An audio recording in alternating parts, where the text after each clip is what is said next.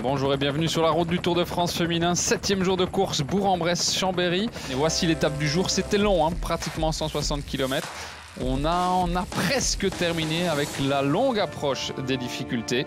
On a passé le sprint intermédiaire de Grollet-Saint-Benoît sans impact au niveau du classement du maillot vert. En tout cas, pas de changement entre Vos et Wibos. Et puis c'est arrivé à Chambéry. Vous découvrez l'échappée, la grande échappée du jour qui s'est développée relativement tôt. Et dans ce grand groupe, vous l'avez vu en gros plan. Et c'est une bonne nouvelle parce que ça veut dire que de 1, elle a retrouvé le moral ces derniers jours. On avait revu le sourire sur le visage de Lotte Kopecky. Elle a retrouvé des jambes sans doute aussi et peut-être des ambitions. La championne du monde s'est glissée dans l'échappée au même titre que Justine Gekir, la championne de Belgique. Voilà, le début du col est ici. Et Lucinda Brandt va s'écarter aussi. On est en train de perdre déjà quelques éléments. Elles étaient 17. On peut donc barrer Alicia Gonzalez, Suzanne Andersen et bientôt, on peut maintenant barrer le nom de Lucinda Brandt. On a vu aussi, et c'est pas vraiment une bonne nouvelle non plus, Lotte Class plutôt à l'arrière du peloton. Mais on a augmenté le tempo. Si on veut aller gagner, il n'y a pas le choix. Ah oui, évidemment. Et dans un groupe sélectif ou sélectionné, Puck Pieterse a quand même une bonne pointe de vitesse. Meyering, cette fois-ci, a pris le bon côté de la route, c'est ouvert. Et on s'en va avec Dygert qui contre. Tout le monde suit. Et Kopecky laisse faire. Et suit le mouvement. C'était Elin Janssen qui était partie devant avec Van Anrooy. Très active aussi. Shirin Van Anrooy, celle qui avait fait le tempo aussi à un moment dans la côte. C'est pas possible, hein. Et on discute aussi, on voit que Kopecky parle à la radio.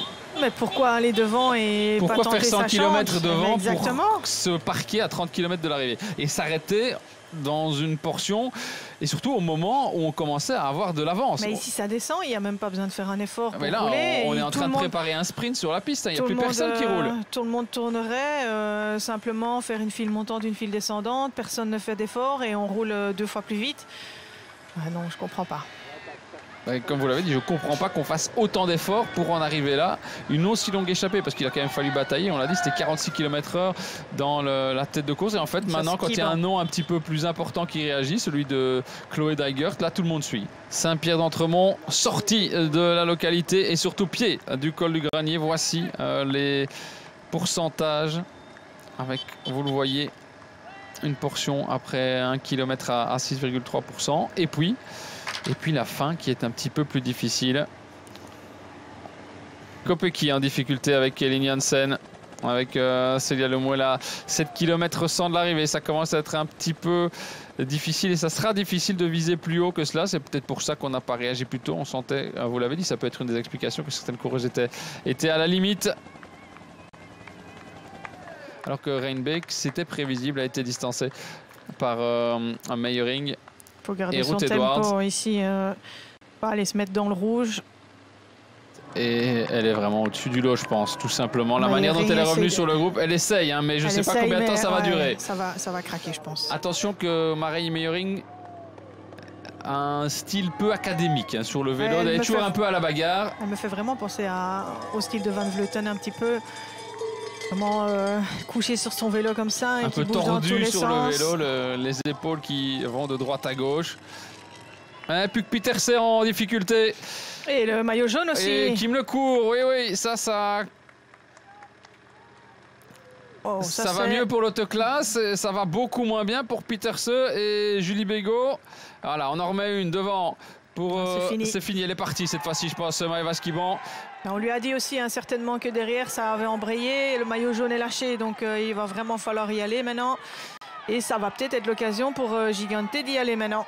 Premier signe de faiblesse de Kim Lecourt depuis le début. Il lui reste 3 km pour s'accrocher. Mais quand ça commence à lâcher dans la montagne, c'est difficile hein, de continuer à tenir. Il y a, on l'a dit, la fatigue accumulée de toutes les sollicitations médiatiques, de tous les protocoles qui peut peut-être expliquer ça. Et puis tout simplement, on l'a dit aussi, elle a les limites en haute montagne, mais le travail de Kastelein.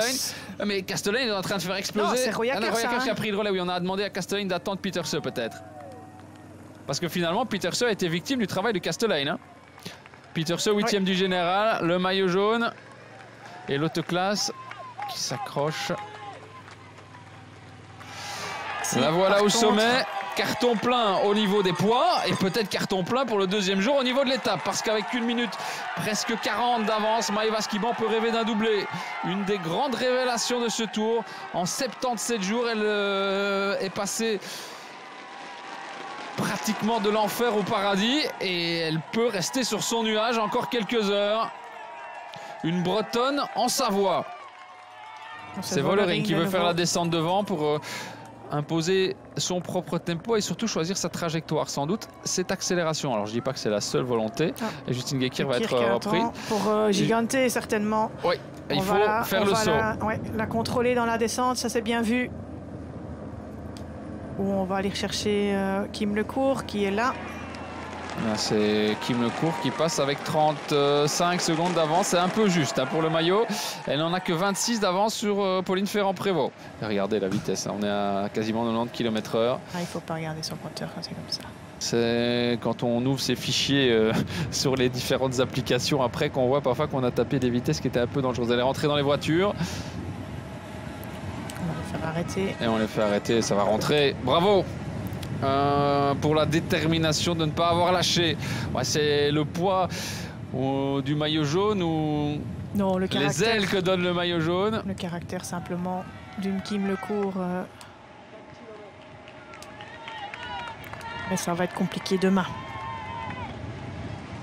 Eh bien, en 2 jours, coup sur coup, ce petit bout de femme, cette Bretonne d'1,66 m, a damé le pion à tout le monde. Elle va gagner sa 2e étape. Il n'y en a pas beaucoup qui ont gagné 2 étapes non plus dans l'histoire du Tour de France. 1 fois, 2 fois, Maëva Skiban s'impose une nouvelle fois. Et Kerbol va aller chercher la 2e place, je pense. Elle est plus fraîche sans doute que Ruth Edwards. Pas sûr. Elle a une bonne pointe de vitesse, on l'a dit.